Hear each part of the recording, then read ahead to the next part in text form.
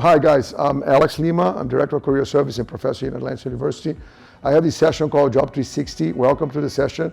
We're going to be talking about some tips and general guidelines to maximize your chance to get a job when you interview. We also want to talk about the resource that we have in career services that will allow you to build a resume, improve your LinkedIn profile, and look for our database that we have a lot of resources. All our job postings go to the Resource Center on a weekly basis, so you can find job postings in the Career Service Resource Center, which is a module in the online campus. You should have access to that. If you don't have access, you should talk to Loredana to give you access. And we're going to give you, I want to talk to you about some of the optional practical training, some of the things around that at the end, and then general questions that you may have, right? So the session is more conversational, it's less than a formal presentation, it's more like a conversation. So here we're going to talk about a couple of things, just in summary. We're going to look at your resume, we're going to look at tips for interviewing, we're going to look at your LinkedIn profile, we're going to look at dressing codes. We're looking about knowing the company, doing the research about the position that you're going to be interviewing. So do your homework, understand the dressing code that they have, and be willing to receive feedback if they ask you for the feedback when you do the interview. Now we're back here to the scenario. So I want to refer to these three things. A lot of you guys, one of the killers in interview in these conditions is that you get nervous. Nervousness is because you're insecure of how you will perform. So when people ask you questions, when people expect your answers, you start to mumbling, you start to the words don't come out, and you're like and you use a lot of words like, yeah, let me think. So you kind of stops and the conversation seems breaking down, right? This is improved by you training. And you say, but how am I going to train interviewing? Yes, you train interview by presenting in class as much as possible because you speak in public. You train your interview by doing interviews. You go to job fairs, you go to conferences and places that people ask about you, right? So you train the interview. You do interview yourself in the mirror. You do interview pretending you're interviewing by a friend or a friend interviewing you and you answer to a friend. You have to practice. If you don't practice, you would see the first time is hard. And then when you finish the interview, there'll be times you feel like, I did not do very well. You feel that the questions, I did not answer them very well, I was not clear, I did not answer those questions properly, so it seems that things did not move very well. And there's also one element, guys. Sometimes when you go, or many times when you go, happen to me, will happen to you, there is a bad energy between you and the interviewer. You simply do not connect. And you talk to them, or her, or him, or her, and things do not connect. And you feel that things are strange, that she doesn't like you, and you kind of feel that things don't really move. And that's fine. People are not supposed to like you just because you're there, or you're not supposed to like them because they're interviewing you. You're not going to show them, I don't like you. You look bad, I don't like you, I'm going to leave right now. But it just happens. You see that things are going to go kind of downhill. Just relax and enjoy the ride, right? They say, oh, let's get going, and because there's nothing else you can do, right? So let's say, for example, you go into a project manager role. A lot of positions that you guys may be applying for is a project manager role. Project manager is a generic cross-functional layer that across multiple functions. You can be a project manager in anything: IT, business, healthcare, accounting, finance, human resources. And the trick about this position is that many times you don't have anybody under you, you just have people in the project. Let's say, for example, I'm a project manager. All of you are working for me for that project. All of you are not my employees. You just be assigned to me for that project. So you're going to work under my direction for 3 months, which is challenging because I have to manage you, but I don't truly manage you. I manage your project. I don't manage your salary. I don't manage your benefits. I don't manage your promotions. I don't manage anything, right?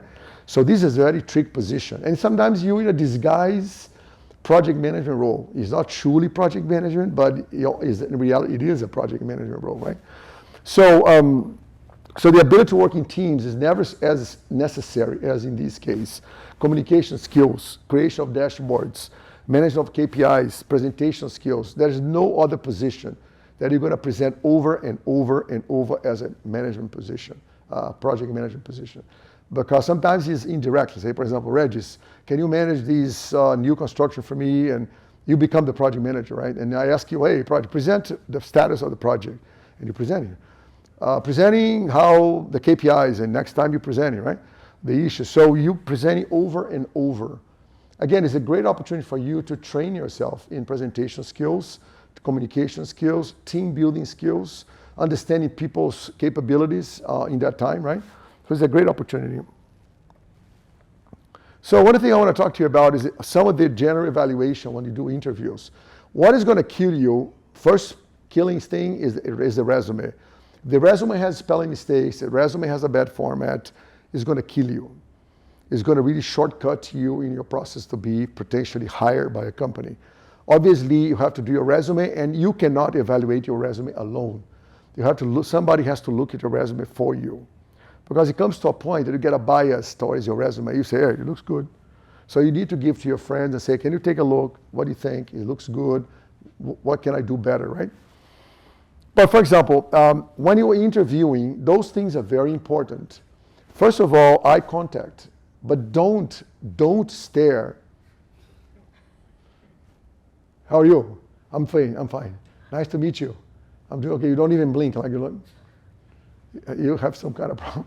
You have some kind of issue. The guy's like, I interviewed one guy one day, man. The guy was like this. I said, I was kind of, and I immediately, look, one of the things I ask you to do is do a training on body language, right? It's really time well spent. All the things you can learn that really would take you, regardless of your position or your career, do a training or read about body language. As soon as he did this, he was like this, I kind of stepped back. I was sitting and I did like, because almost like I put in some distance, right? Because the guy was like sucking my energy, right? Man, if I have to put some incense or burn some incense or have maybe some, rabbit, pé de coelho, para botar. So, anyway, so eye contact is very nice and relaxed. The great interviewers are relaxed, calm, confident. So engaging attitude. So you have the attitude that is like engaging. Don't sit down in a way that is very, disorganized. And make that elegant. You sit properly. You have a good posture, and you exude confidence. You're confident. That's the number one thing. If you're confident, and people understand that, it's 50% done on the interview. Because when you're confident, it's because you know your stuff, you know the job, you're confident about the tasks, you're comfortable about the company, about the position, so you're cool. So if you feel nervous, if you feel you're sweating, sometimes people have these marks of sweat, under their shirt, like sweaty, man.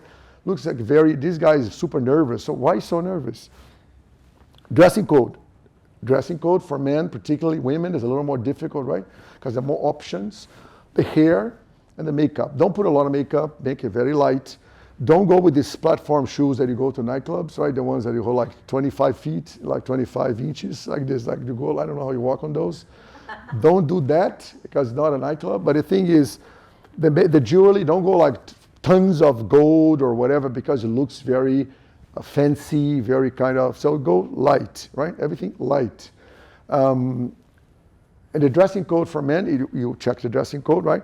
Sometimes they tell you, for example, a lot of times when I go to interviews, I ask, what is your dressing code? Oh, it's business casual. I go with a tie. Oh, you don't have to come with a tie. I go.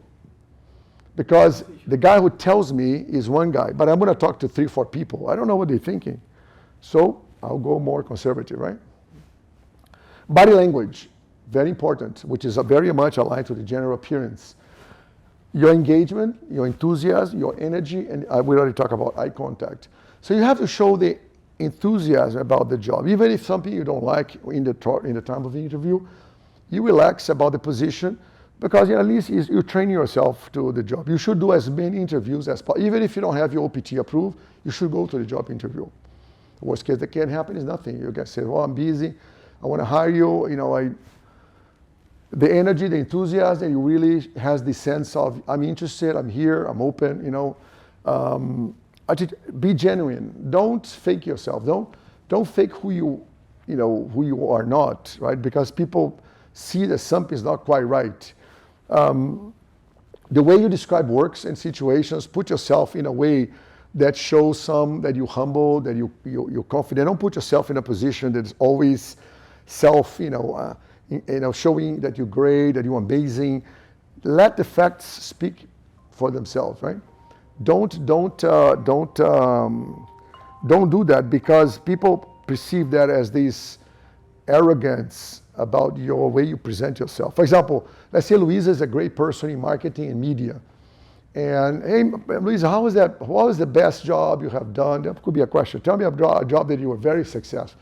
Oh yeah, that job I did extremely well. People love it. It was a great impact on the industry. People kind of comment everywhere. So she makes like super big, right? You say about it, but you make it a little more, casual, right? The way, be positive. Don't be very negative. Don't be bad about previous jobs. That's a killer. If you say, oh, why did you leave that company? Oh, that company sucks. It's so bad, man. I hated my boss. It was horrible. I'm so mad at him. I think I'm going to even sue him. I'm going to have my lawyer. I'm going to get this guy. I'm going to get my money back. So she's going to do that for him, with him. She's going to do that with me, right? So nobody's going to hire you. So you're done, right? So don't, even if you're being promoted in the company, large companies like Microsoft, General Motors, IBM, you get interviewing positions in the company. They ask you, you go, oh, yeah, I'm going to move from accounting to finance. We'll talk to the manager of finance, and they interview you as an internal interview. Don't say, oh, my current job in accounting, he really sucks. I hate this guy, he's really disorganized. People not, because the peers connect, right? This is a killer. So clarity, when you answer questions, you have structure, you have organization, objectivity. A lot of foreign people, a lot of people from different countries, the killer in the interviews when I say, tell me about yourself. The person, I say, okay. And he's still talking, oh, I did not tell you about the vacation I went to the Caribbean. I say, man, that's 50% of the interview, already talking about yourself. So you have to be objective, right? Be clear, simple, right? Be objective, yes. If they ask you about something, you have no idea. I'll tell you that in a moment. That could happen, right? There are a couple of things. There are a couple of things that could happen. If they ask you about something you have absolutely no idea, there are two options. You should never answer something that you truly do not know the answer. Don't try to find the answer in the call, right? Because if you answer wrongly, that destroys your conversation. There's a couple options. You can say, I don't know about this topic, and I will look for it, and I will learn about it, etc., etc. If you know something related to the topic, you answer about that topic in a way that you're absolutely sure that this topic is, your answer is correct, right? Sometimes that answer can kill your interview. Sometimes it can kill your interview. It could happen when they ask you something that you have absolutely no idea, right? Because you cannot lie or cannot invent something. So, you say, look, this time in my life, I prefer to be absolutely honest and say, look, I don't know about this. I don't want to answer something that is not true because I have no idea about this topic. So, with the risk that sometimes people are not going to consider you for the job, right?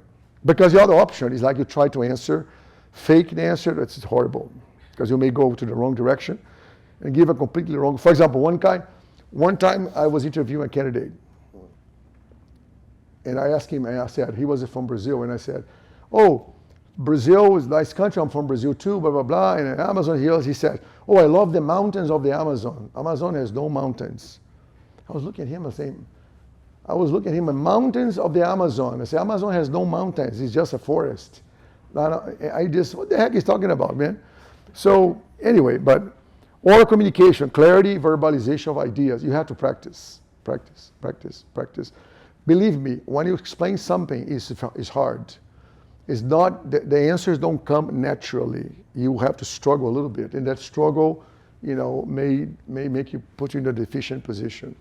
And in your preparation, you look for recruiting markets. Robert Half, like we have the relay. Now we develop a relation with another recruiter called Ascendo.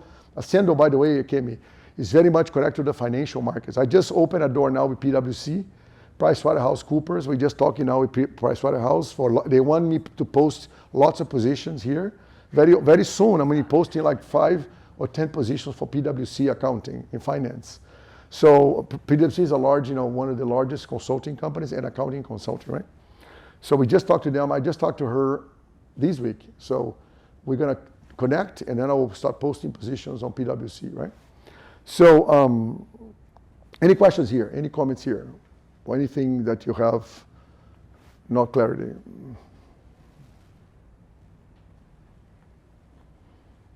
So potential questions. There is one question here that's a killer. Some of the questions are you expected. Tell me about yourself. Why should I hire you? Sometimes people don't answer that question properly. Why should I hire you? Well, because I'm great. I'm very good, man. I'm excellent. Everything I do very well. Really. I guarantee everything I do, I'm top. You know.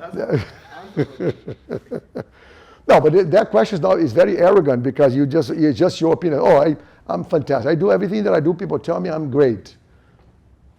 So what are your strengths? What you do well, right? You need to know, because you cannot have 25,000 strengths. You know, you have to have some. But also, what's your working style? If I ask you what's your working style, what would you ask? What would you answer, Cesar? My working style, like I usually go no stress, like chill. No stress. I Everything try is to cool. be, yeah, like, Probably no big deal. not Chill out. responsible, but without that pressure that we usually put more, that we just overcharge the work itself. Like if you do it like in a team, but you are in a good environment, it's gonna go easier than if you put so pressure and. I would answer a little bit different because the way you answer looks. What do you think about his answer? You like his answer? I understand what he said, but No, I didn't answer. I asked you, did you like his answer about his work style? yes, You like it? Did you like it? Do you like it? You like it? but I think it's when you have an interview, you need it directly. Like I think I can talk about I'm very responsible for if you haven't. That's good. Yeah. You're very responsible. That makes me happy because you would say I'm not very responsible. I'm very responsible. I don't if I need to do something, No, I do that. But your work style, when they ask about it, this is a very common question. Work style means I'm collaborative, I work in teams, I am a team builder, I work with teams, I like to collaborate, I take feedback well, and I give feedback to people. That's it. In terms of what you said about pressure or not pressure, the way I will not answer that is because there will be some situations in work that you have to put pressure. And if you say, I don't put pressure, I take everything easy, it seems like you always try to kind of take it easy and go. So I will answer, the work style is not about pressure or not pressure. It's about how you engage, how you work things. So that's a typical question, very common in interviews. Say, Cesar, tell me about your work style. You need to practice how you answer that, right? In our resource center, there are videos about this, options to answer, and the option that you make you're more comfortable, right? How do you work with peers, superiors, and employees? Tell me how you work with your same level as you, your guys above you, and your employee. How you work with your employees? I just tell them what to do. If they don't do it, I get mad. So, that's not going to be very, So you need to practice a couple of ways to answer this question. You need to practice the one that you feel more comfortable. Tell me a failure that you have had. This is another thing that is difficult. When you say, tell me a time that you fail, and people keep thinking you don't have it ready, you keep thinking and thinking because it's impossible that you've never done anything that didn't fail. It's impossible. If you say, no, I don't remember, everything I did was great. That's not true. You're lying. Obviously, there's always something that you have not done well. Could be in a project, could be a deliverable, could be a circumstance, right? And this is the killer question. What's your biggest weakness? So, Regis, what is your biggest weakness in your opinion? Or your opinion, of course your opinion. What is your biggest weakness?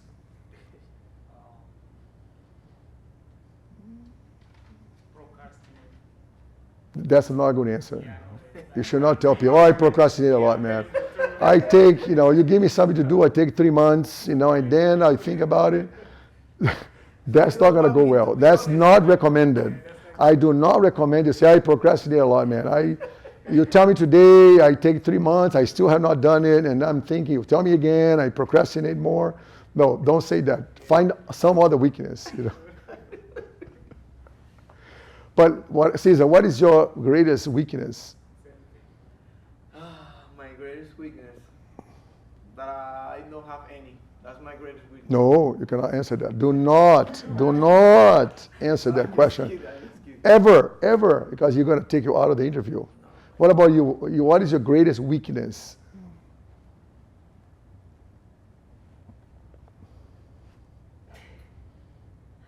I think he's speaking from the people. Speaking? Yeah, speaking in front of the people. Oh, like public speaking. Yeah, like explain Well. something, but I need to know what I need to talk about. No, but that's not necessarily a weakness. You know, another thing I want to tell you, this question, guys, about your weakness, in our resource center, there's a video just about that, how to answer. Let me give you some pointers generically. So, Miss you, Luisa, what's your greatest weakness? I don't like working like early in the morning. Okay, well, good. So if your job is from 7 in the morning that you apply for, to 6:30 to 3, you're in trouble because you cannot. So the number one thing when you answer the weakness, you do research on the project or the work before you answer. For example, I'll give you some true cases that people told me or I experienced. For example, I interview a person for an accounting position and the person told me, I don't like numbers a lot. Numbers are not my thing. I'm not really comfortable with numbers. But accounting, you do lots of credit and debit and numbers. So you just tell me that you don't like numbers. The position is about numbers. But for example, I'm accounting, and I don't like I'm a little shiny to speak in front of the people. No, but this is different. We'll get that in a moment. What I'm trying to tell you is, you don't have to be a public speaker to get a job. What I'm saying is that the way you present your weakness cannot counter the job that you're applying. Okay. For example, Louise is applying for a sales job. And she says, you know, I don't like to work with people. I like to be in my cubicle working by myself. But she's a salesperson. She has to talk to customers. She needs to sell ideas. Her weakness is against the job she's applying, right? The second thing that Luisa says, I don't like to work early in the morning. Well, the job is 5 a.m. It's from 4:30 to 2 p.m. So, Luisa, I don't think it's going to work for you. So it kill you right there, right? It kill you. Because you already said you don't like to work in the morning, so you're not going to come. I'm keep thinking, she's not going to come. She's going to come like still kind of sleepy, not productive, a little, perhaps she's going to be upset, a little moody. You're like, well, I'm going to work every day, man, at 4:30 in the morning, I should be sleepy. So it's not going to work. So better not go with Louisa. Better find somebody else. So you, again, there are videos about this. There's a lot of things to know about what to train, what to answer. It's not straightforward like you think. Don't make your weakness seems like a strength. For example, I'm a perfectionist. I like everything perfect. That's my weakness. And I make people work a lot because I want everything great. That's not truly a weakness. But you make it look like a weakness, right? So you're kind of pretending, you disguising your weakness as a strength because you want things to be very well done and people don't follow your same standards. They're not really as dedicated as I am. But that's not true weakness, right? So be careful. Weakness is a weakness. It's something I have to improve. For example, I tend to say yes to a lot of people. And I'm trying to, and then as soon as you talk about your weakness, you show what you're doing about it. I tend to say yes to when people ask me things, I tend to say yes. That really complicates my agenda. And I end up being late on some things. And I'm trying to be a lot more plan better, a lot more structure in my agenda so I control what I can and I cannot do. And I tell people, if I cannot do it, I cannot do it. That's one of the things that really causes me. That's a true weakness, right? I tend to say yes and I get into trouble. The weakness cannot be, it has to be genuine, not something you invent, but cannot be counter your job, right? So what's your biggest weakness? This is the number one killer by far. And people get into trouble because sometimes they don't know the weakness. They keep thinking about the weakness. They cannot explain why it's a weakness. So it's very confusing, the answers, right? So people take notes on that. So believe it or not, this thing of explaining your resume is another killer.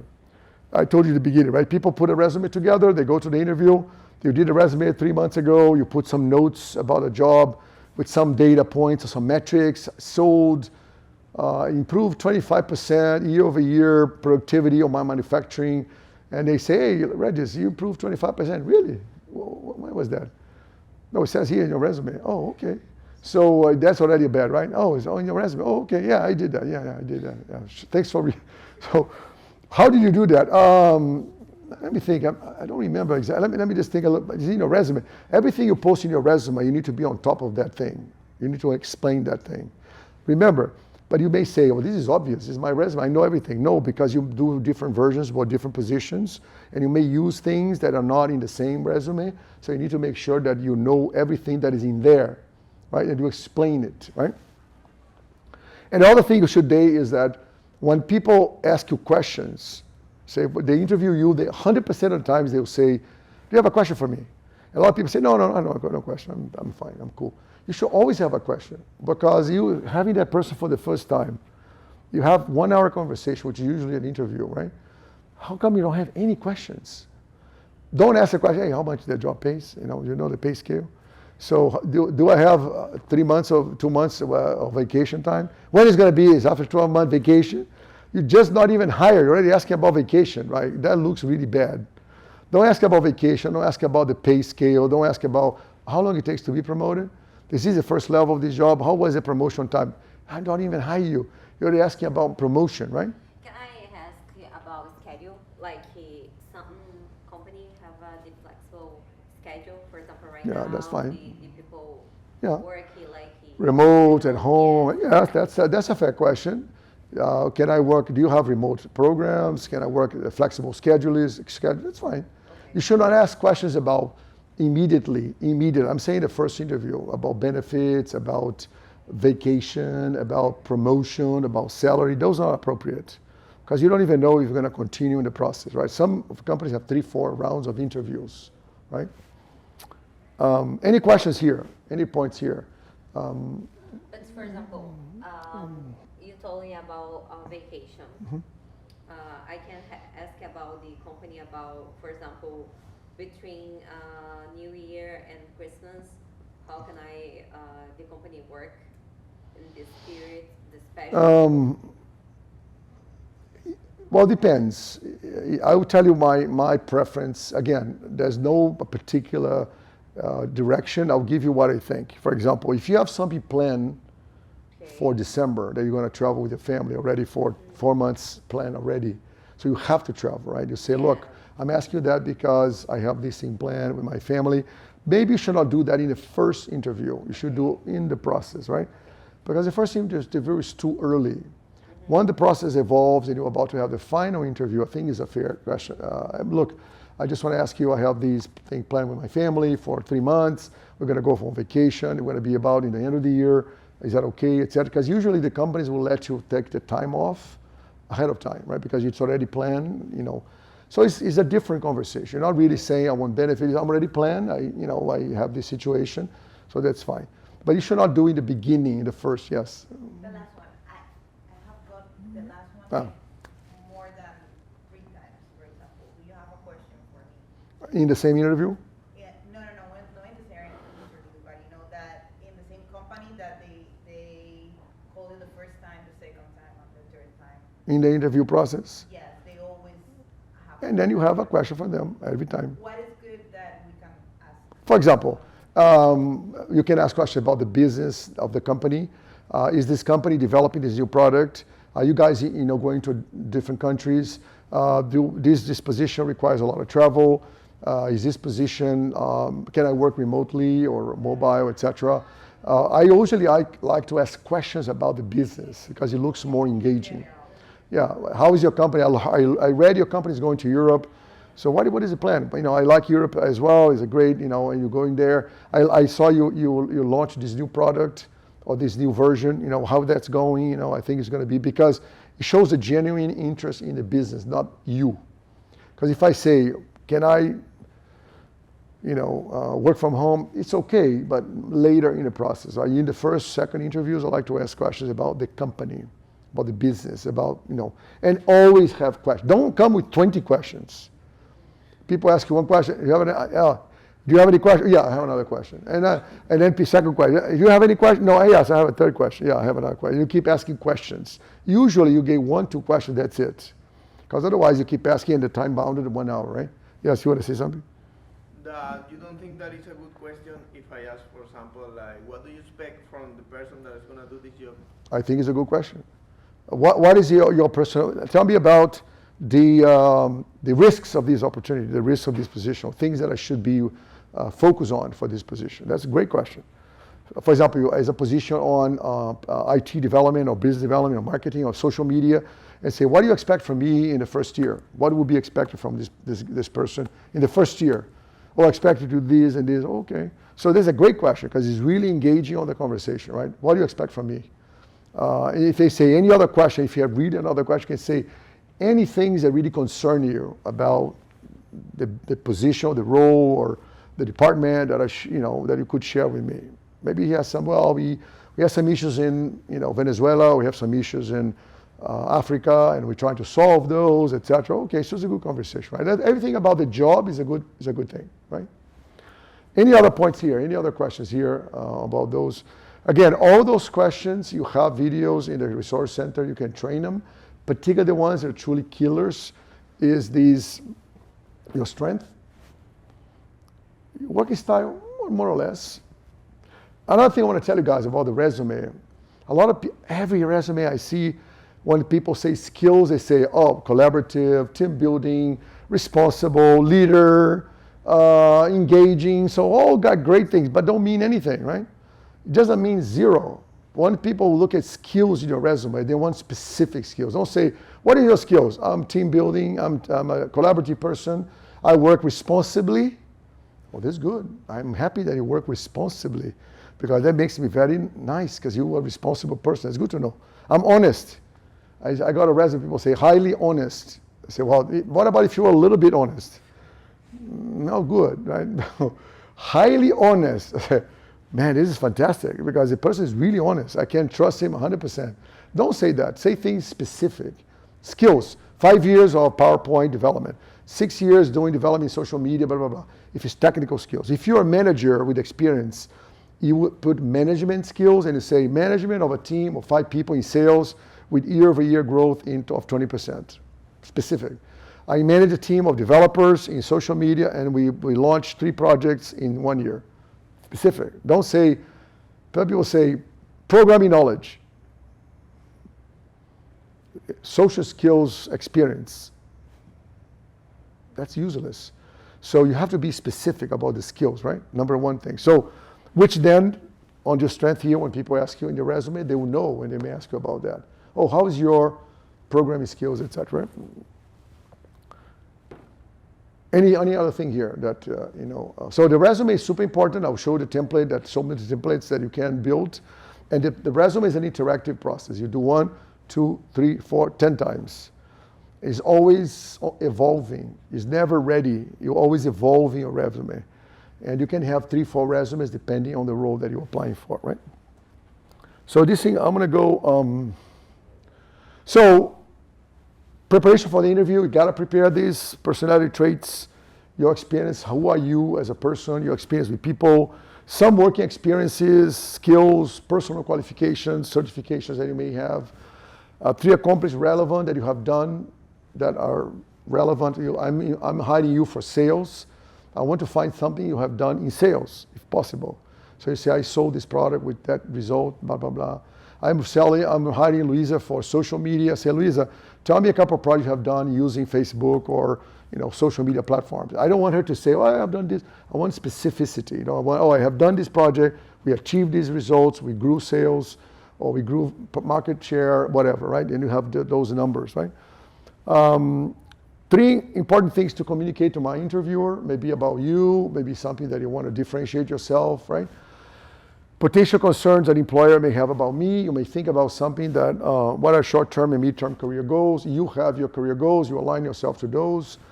How does this opportunity, I put Robert Half as a recruiter, but it could be any other related to my career goals. Before you go to the interview, you kind of think about that, right? Don't take a job unless you need the money. Don't take a job that you don't like, because you're going to be a killer.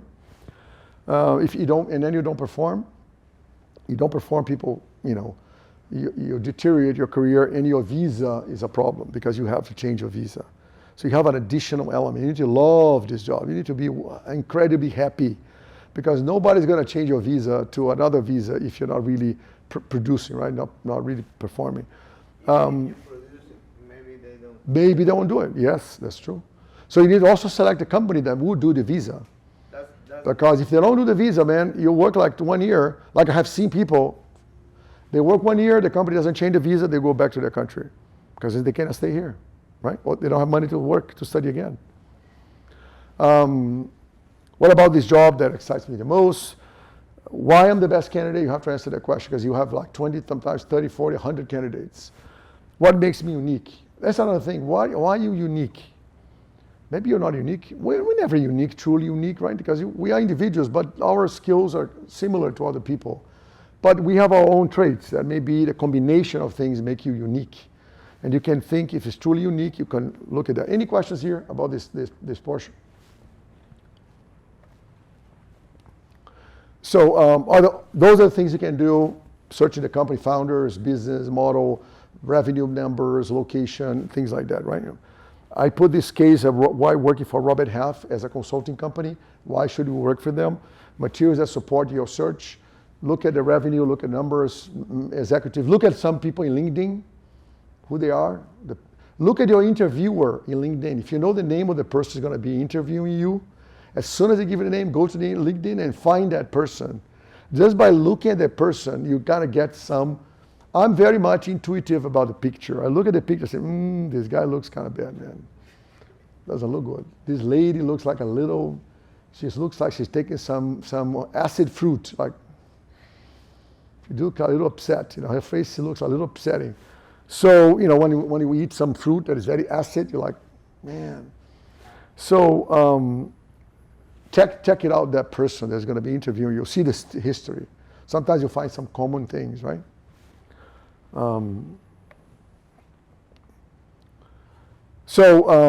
Be objective. Do not go without a clear direction. Don't repeat sounds. Yes, okay. So don't do these repeating things, which are very annoying. Ensure to answer the questions. Don't go on and on. Ensure clarity of your answers. Make sure your answers are clear. Show a positive attitude. I think we covered that already. Your body language. Do not laugh. Sometimes I went to an interview one time. That was not an interview for a job, an interview for a project. And the guy, as soon as they got in, he told me a joke for us. He's like, I didn't know the guy. And the joke was really kind of bad, And he was laughing. I was like, yeah, I'm supposed to laugh too? Because the joke was bad, man. And I was like, and the joke was not fun at all. He was like laughing like crazy. And I was like, that's super hard. How can I fake laugh? That's good. This thing sucks, man. So this guy's a butthead, because telling me this joke. So, you do not laugh. You as a candidate, do not laugh. You smile, etc., but do not laugh uncontrollably. If the guy tells you something or something happened, and read the now. This presentation, I'm not going to go here because it's too long. And there's an element of behavioral. Some interviews are what we call behavior interviews. So people put you in scenarios and they give you a scenario. For example, Kelly, let's say a hypothetical scenario that you work with people and some people from different countries and this project is late and your boss is upset with you. How would you handle the situation? So those are behavioral, situational questions. So they give you a potential situation and ask you how you handle. Hey, Caesar, you are in a project that people are nobody likes each other. The project is late. The budget is you're over budget. The project is very late. Your customer is unhappy, and people don't like you. And you put as a project man, how you handle that? I said, I'm not going to handle leave. So I'm not going to, so to see what answers you give, right? That's what we call behavior or situational. And they ask you things that are hypothetical.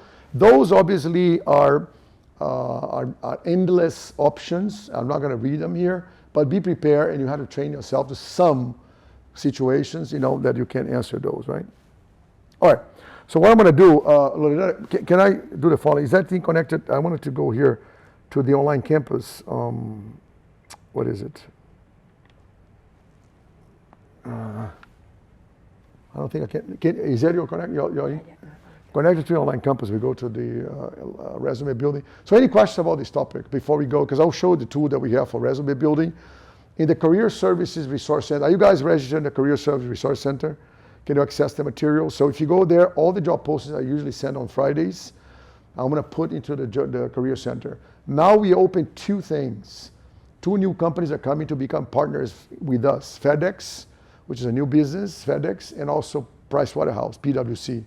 So those two, we have Publix, we have Carnival Cruise, Ocean Bank, Norwegian Cruise Line, Atlas Wealth Management. We have, who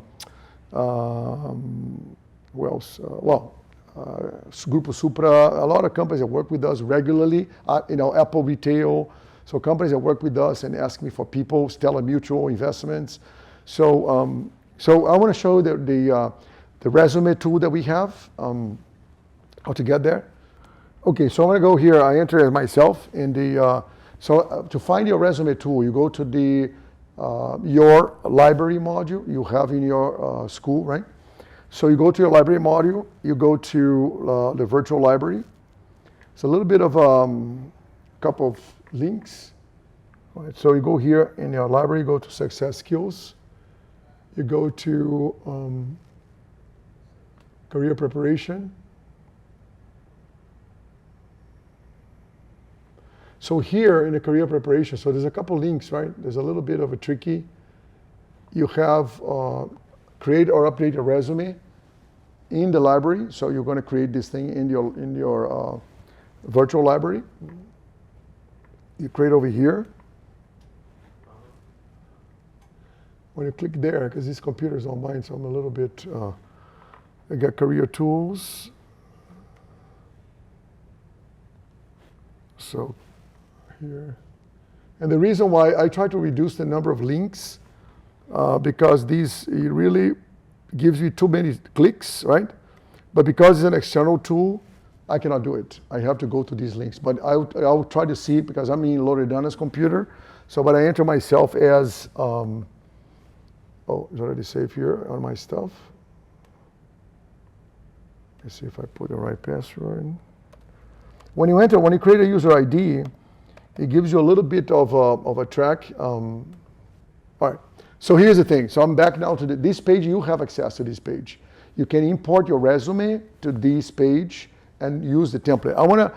We'll show your name here because you create a user ID. You go, there's a lot of clicks in the library, but if you can find it, I'll help you, or Loredana can help you to find where it is, how the virtual library, and you take career skills, success skills, and you keep going. So here, I want to take this tutorial out. I'm not going to do the tutorial right now. And you can do the following. I want to create a resume new, right? So I'm going to click here, new, start from scratch. And the resume have to be in PDF or Word or whatever? Anything they can, but usually Word is fine if you do Word or PDF. So now look at the templates. You can select multiple templates here. And again, I usually tell people the resume is about two things, format and content. A format is aligned with your personality, what you like your format, and the content of your resume. It's not just about your content. For example, I don't like this resume here, which has a little, this hexagonal with the photo in the center. That's not my style. So but some people will like it because you usually have lots of pictures of pizza and things, so what the heck. So I'm not going to put myself on a pizza on the back. Oh, here you have a photo. For example, this photo is horrible, absolutely horrible. Just an example, but this photo is horrible because, first of all, the guy is very informal. Secondly, he's far away. I barely can see him well. The picture is very small, right? So I'm looking at the face. These are a little better, but I would just do a little, tie or at least different with a jacket, a little more formal. Don't need to have a tie. These are different kind of resumes, so you have different options here that you can choose, lots of formats, right? Resume, I need to put in my photo or? I heard that That's you don't not use important. photo anymore. That's a good question. A lot of people have the same question.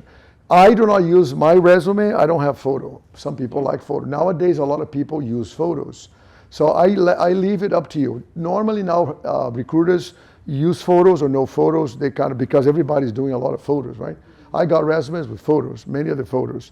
So it's up to you. If you feel comfortable, you use a photo. If you think that doesn't look good, you don't use a photo. Look at this one here. Very traditional resume. Formal, no photo, old style.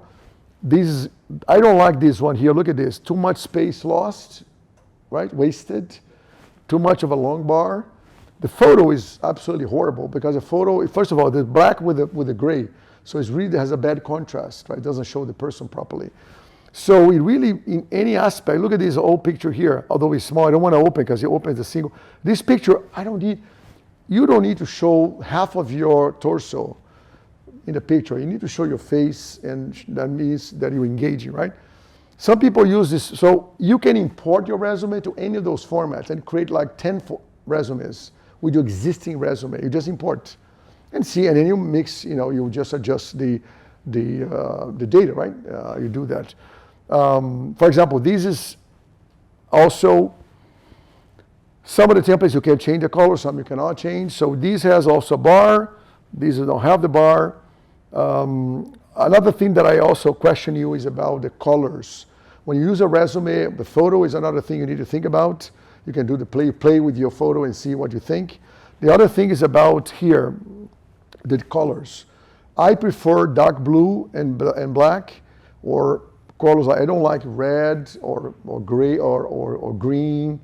For example, in your name or things like that. I prefer something like this, a little more traditional. These, for example, senior project manager, I'll never have this thing in red.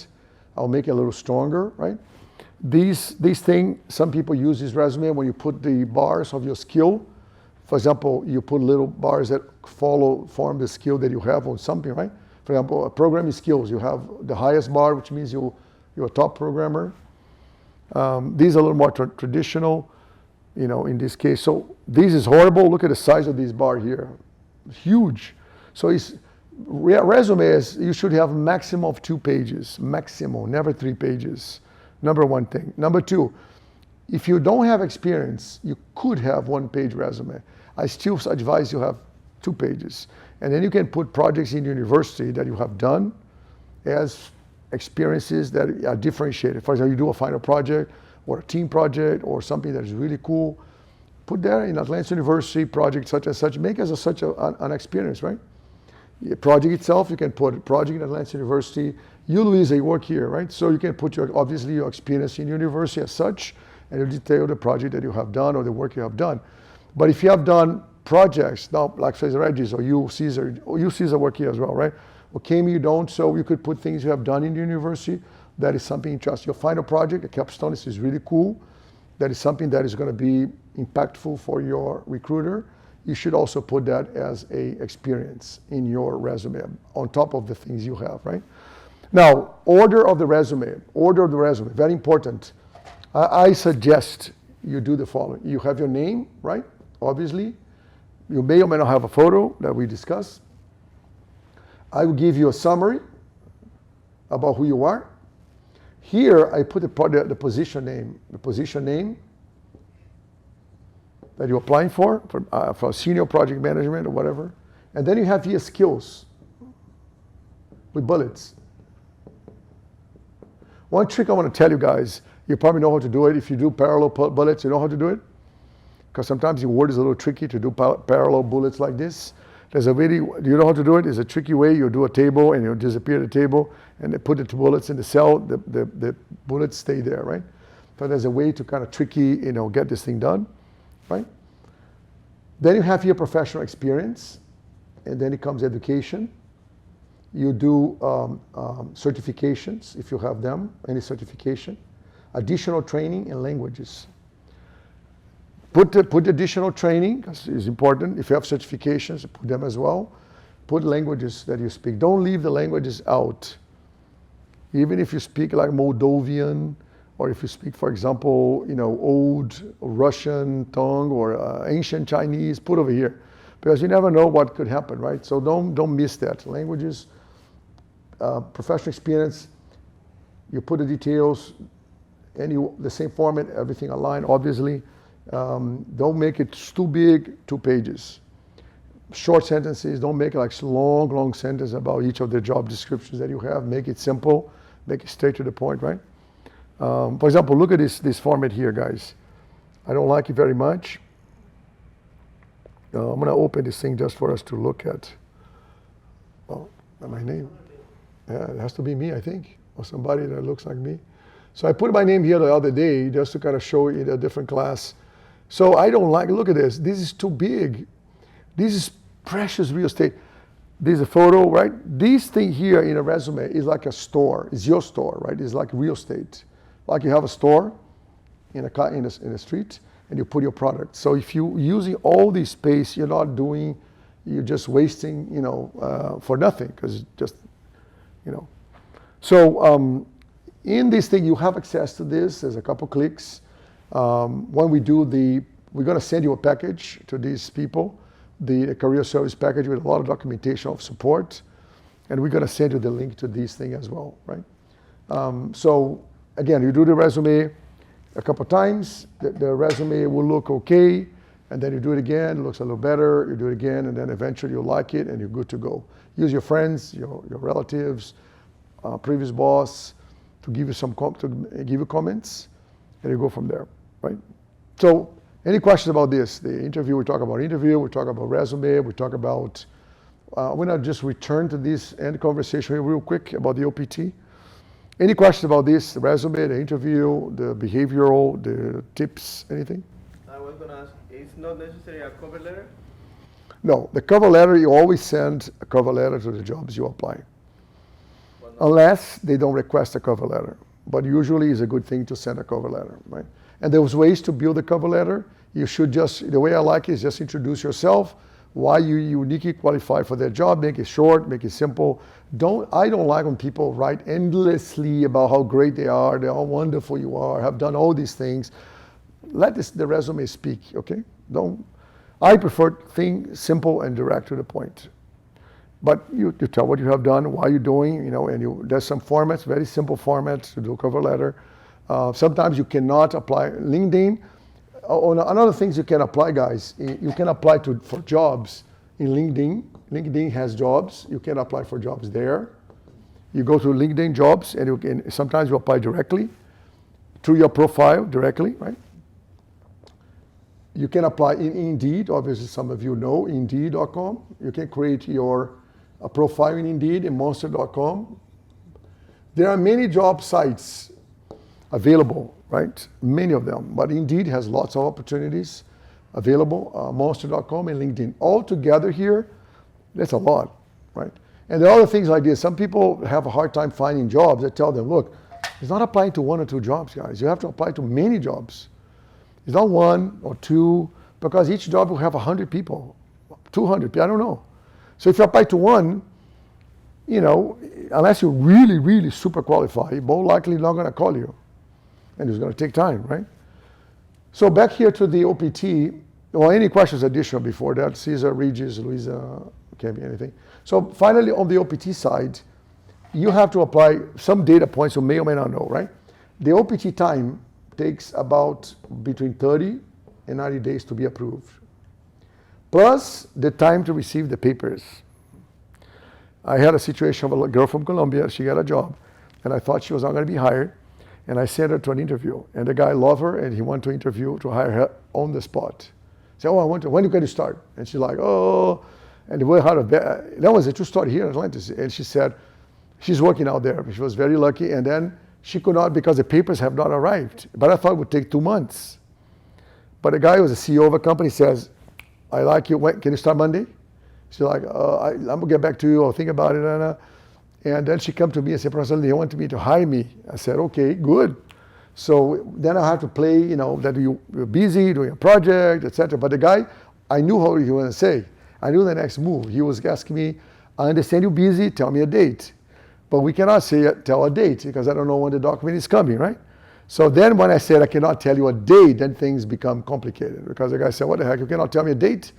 I know she's busy, she's doing a project, but it would take a month, it would take 20 days, but you say there's no date.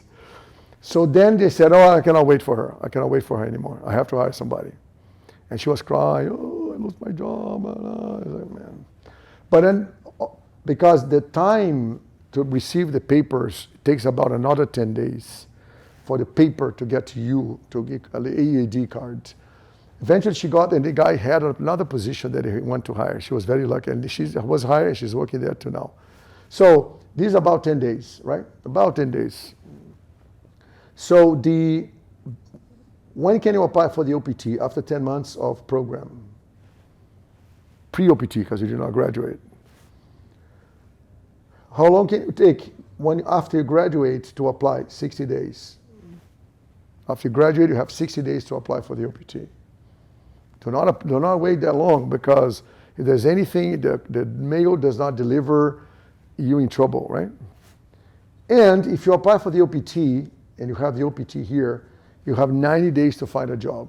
If you don't find a job in 90 days, you lose your visa or you lose your OPT, you have to return to your country. In 90 days to find a job. Now, a lot of people, when they're looking for a job, they find any job. Could be charity work, volunteer work, doesn't matter, just to get the time, right?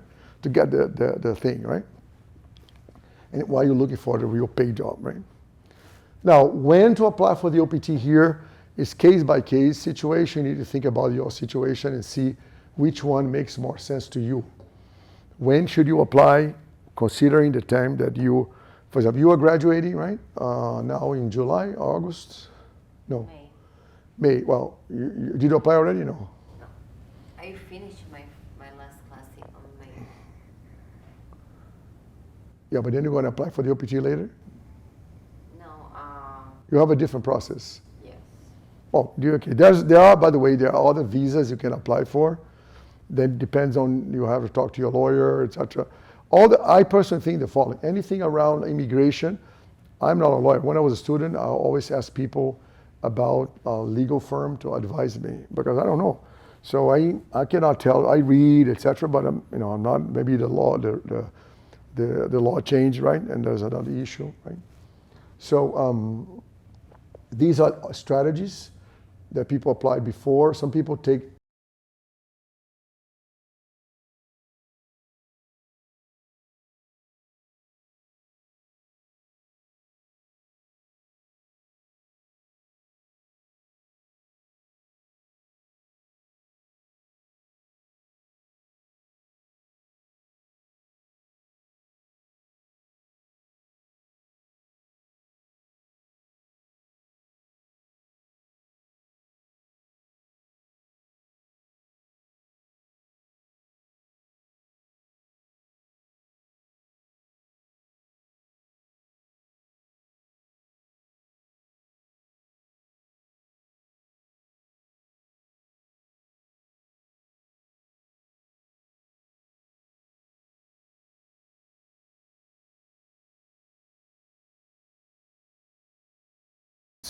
But I always point them back to Rebecca so she can tell them the documentation, the information, etc. Because I'm not the DSO. I don't know. I know for me, but I cannot advise you on the documentation, right?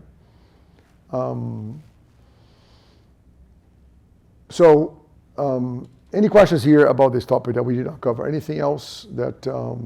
So to finalize, everything is you can train, resume, interview, etc. You get a package from us with the documentation of career service. We're gonna have there's one document about cover letters, one document about resumes, one document about interview management, one document about LinkedIn, one document about dressing for success. All these things are guidelines, but it's better to explain than to read it because, reading about building a resume, it's a little dry, so it's a little harder to follow, right? But again, you should also be registered because of our job postings. The Career Services Resource Center, all the things that we have, videos, salary surveys, job postings, we update there. And also the videos on best practices and things we do there. So we have those. Finally, all the recruiters and companies that come to me looking for people, which we're going to have, like I said, FedEx soon, Pricewaterhouse soon. We're going to do a job fair with Publix. That we're going to be doing a job fair with them, not for retail for the store, but for IT positions, marketing positions, etc. We have Norwegian Cruise Line. We have Carnival Cruise, Bank of, Ocean Bank. We have Atlas Wealth Management. I have like 10 or 11 in New Broadband, eBytes. There's a couple of tech that work closer to me. Lots of companies that hire us, right, Atlantis. I recommend the students when I feel that you guys can do the job. That's why I always, when I do the posting, I said, send me your resume. Because I want to see you. I want to talk to you. Because I recommend you if I feel comfortable that you can do it. If I don't feel comfortable, I'll just ask you the posting, you post your job, and you get, you get recruited, right? Or not, or you get called for the interview. A lot of people ask me questions, Alex, can you recommend someone? So when they say that, I need to truly recommend someone, right? So I need to be careful about who I recommend, because it's my name on the process. So I want to have a good reputation. So I want to make sure that I recommend somebody that I really trust. That's why a lot of times I ask you to come over. We talk about it. We discuss your capabilities, what you're looking to do, who you are, your background, etc. Then I say, good, yes, I recommend this person for such and such job, right? So be aware of the Friday postings, right? And go to the resource center and look for jobs there. You see jobs in analytics, in IT, in business, healthcare, different areas, right? Anything else? Anything, Loredana? Anything?